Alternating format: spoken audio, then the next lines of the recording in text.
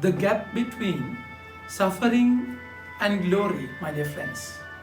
The gap is filled with hope. That's exactly why in Romans chapter 8 verse 24 it is said we are saved by hope. Hope, of course, what we cannot see. If we can see something, there is no need of hope. So if we hope something which we can't see, which is invisible, then we have to wait until the promise is completed, fulfilled. So there is suffering connected to glory, and that's bridge with hope. So it requires your waiting. So always what encourages you is that hope that the Lord is faithful even though you are not. Lord will accomplish what He has started. But then His way is a narrow path. Enter through the narrow gate. There is no other way unless you bear the cross and follow Him.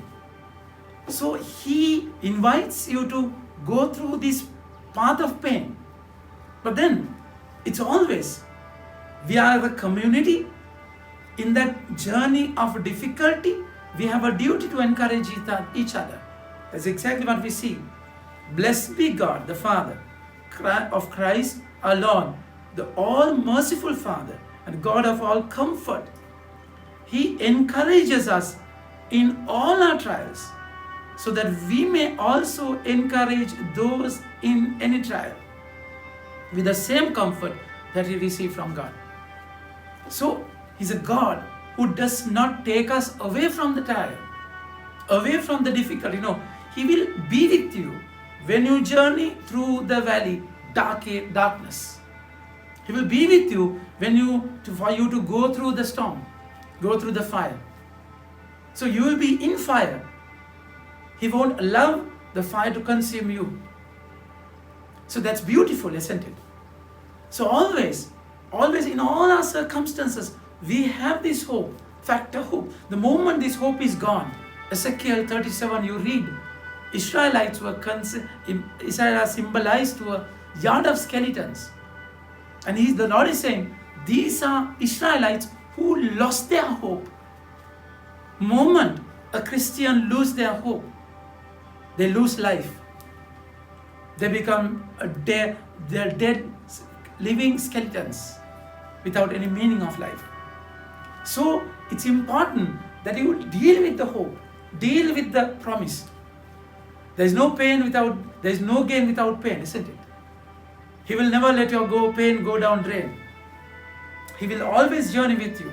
So He will comfort you. And we are a family, we are a body, and we are all the parts of the body. Jesus is the head. So comfort each other with the same comfort that God gives you. Same encouragement, boost that God fills you. So that's exactly our duty. The word is saying, for whenever the sufferings of Christ overflow to us, so through Christ, a great comfort also overflows. So if we are afflicted, it is for your comfort and salvation. So this breaking is to a new beginning. This emptying is to a new fulfillment. This barren land is for a promised land. That's exactly how the Lord has designed things. The labor pain will give you a birth, new birth. There is no cross, there is no resurrection, and there is no salvation. So it's beautiful.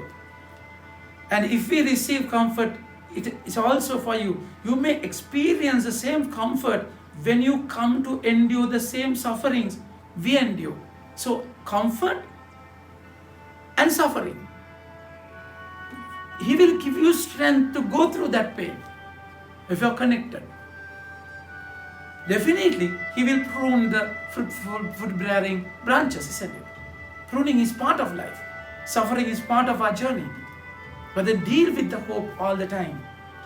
Our hope for you is most firm, just as you share in our sufferings.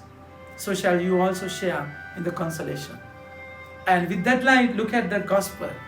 How this waiting factor, hoping factor, and the suffering factor is connected. The Lord is saying, fortunate are those who are poor in spirit, for there is the kingdom of heaven. So now they are poor, and the kingdom will be theirs. And hope is a fact which helps them to wait. And the Lord is saying, fortunate are the gentle, fortunate those who mourn, they shall be comforted. Now you are mourning, comfort will be in the future. Hope factor. And you have to wait until you reach there. Fortunate are the gentle, they shall possess the land. Fortunate are those who hunger and thirst for justice, for they shall be satisfied.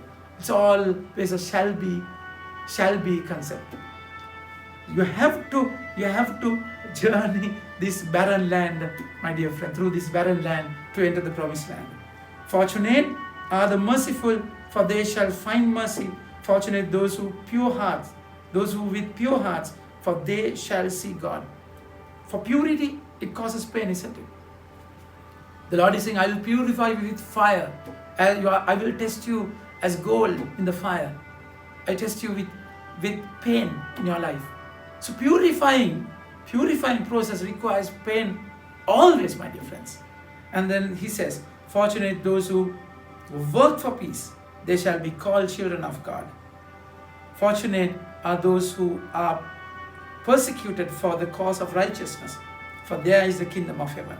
Fortunate are you when people insult you and persecute you and speak all kinds of evil against you because you are my followers.